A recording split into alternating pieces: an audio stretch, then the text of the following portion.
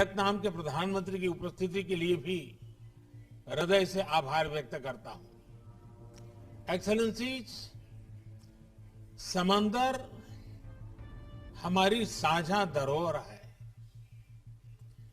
हमारे समुद्री रास्ते इंटरनेशनल ट्रेड की लाइफलाइन है और सबसे बड़ी बात यही है कि ये समंदर हमारे प्लेनेट के भविष्य के लिए बहुत महत्वपूर्ण है।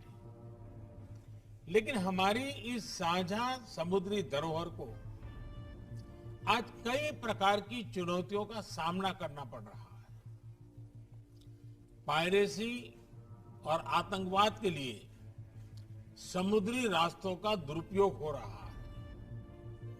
अनेक देशों के बीच मैरीटाइम डिस्प्यूट्स हैं और क्लाइमेट चेंज तथा प्राकृतिक आपदाएं भी मैरीटाइम डोमेन से जुड़े विषय हैं। इस व्यापक संदर्भ में अपनी साझा सामुद्रिक धरोहर के संरक्षण और उपयोग के लिए हमें आपसी समझ और सहयोग का एक फ्रेमवर्क बनाना चाहिए। ऐसा फ्रेमवर्क कोई भी देश अकेले नहीं बना सकता। ये एक साझा प्रयत्न से ही साकार हो सकता है। इसी सोच के साथ हम इस महत्वपूर्ण विषय को सुरक्षा परिषद के समक्ष लेकर आए हैं। मुझे पूरा विश्वास है कि आज की हाई लेवल चर्चा से विश्व को मैरीटाइम सिक्योरिटी के मुद्दे पर मार्गदर्शन मिलेगा। एक्सेलेंसी, इस मंथन को स्ट्रक्चर देने के लिए मैं आपके समक्ष 5 मूलभूत सिद्धांत रखना चाहूंगा। पहला सिद्धांत, हमें मैरीटाइम ट्रेड में बैरियर्स हटाने चाहिए। हम सभी की समृद्धि मैरीटाइम ट्रेड के सक्रिय फ्लो पर निर्भर है। इसमें आई अड़चनें पूरी वैश्विक अर्थव्यवस्था के लिए चुनौती हो सकती है। फ्री मैरीटाइम ट्रेड भारत की सभ्यता के साथ अनादि काल से जुड़ा हुआ है। हजारों वर्ष पहले सिंधु घाटी सभ्यता का लोथल बंदरगाह समुद्री व्यापार से जुड़ा हुआ था। प्राचीन समय के स्वतंत्र मैरीटाइम माहौल में ही भगवान बुद्ध का शांति संदेश विश्व में फैल पाया। आज के संदर्भ में भारत ने इसी खुले और इंक्लूसिव एथोस के आधार पर Sagar, security and growth for all in the region का विजन परिभाषित किया है। इस विजन के जरिए हम अपने क्षेत्र में मैरीटाइम सिक्योरिटी का एक इंक्लूसिव ढांचा बनाना चाहते हैं। ये विजन एक सेफ, सिक्योर और स्टेबल मैरीटाइम डोमेन का है। फ्री मैरीटाइम ट्रेड के लिए यह भी आवश्यक है कि हम एक दूसरे के नाविकों के अधिकारों का पूरा सम्मान करें। दूसरा सिद्धांत, मैरीटाइम डिस्प्यूट्स का समाधान शांतिपूर्ण और अंतर्राष्ट्रीय कानून के आधार पर ही होना चाहिए। आपसी ट्रस्ट और कॉन्फिडेंस के लिए यह अति आवश्यक है।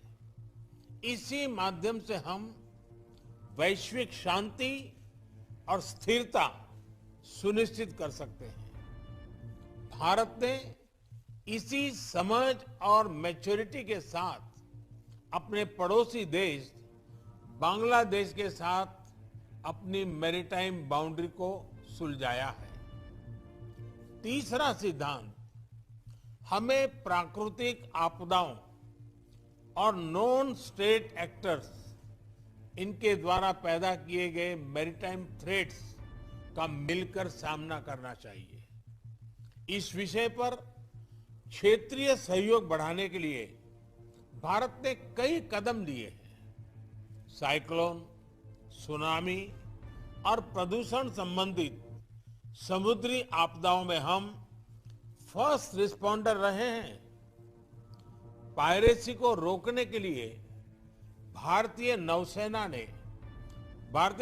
में 2008 से हिंद महासागर में पेट्रोलिंग कर रही है। भारत का व्हाइट शिपिंग इंफॉर्मेशन फ्यूजन केंद्र हमारे क्षेत्र में साझा मैरीटाइम डोमेन अवेयरनेस बढ़ा रहा है। हमने कई देशों को हाइड्रोग्राफिक सर्वे सपोर्ट को और समुद्री सुरक्षा में प्रशिक्षण भी दिया है। हिंद महासागर में भारत की भूमिका एक नेट सिक्योरिटी प्रोवाइडर के रूप में रही है। चौथा सिद्धांत, हमें मैरीटाइम एनवायरनमेंट और मैरीटाइम रिसोर्सेज को संजोकर रखना होगा। जैसा कि हम जानते हैं, ओशन का क्लाइमेट पर सीधा इंपैक्ट होता है और इसलिए हमें अपने मैरीटाइम एनवायरनमेंट को प्लास्टिक्स और ऑयल स्पिल्स जैसे प्रदूषण से मुक्त रखना होगा और ओवरफिशिंग और मैरीन पोचिंग के खिलाफ साझा कदम उठाने होंगे। साथ ही हमें ओशन साइंस में भी सहयोग बढ़ाना चाहिए। भारत ने एक महत्वाकांक्षी डीप ओशन मिशन लॉन्च किया है। हमने सस्टेनेबल फिशिंग को प्रोत्साहन देने के लिए भी कई पहले ली है।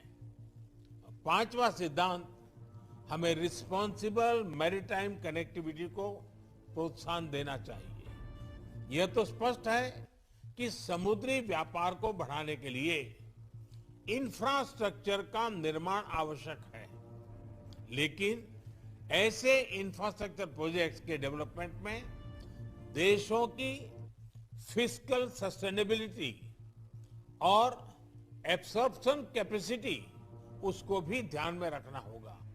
इसके लिए हमें उचित वैश्विक नॉर्म्स और स्टैंडर्ड्स बनाने चाहिए।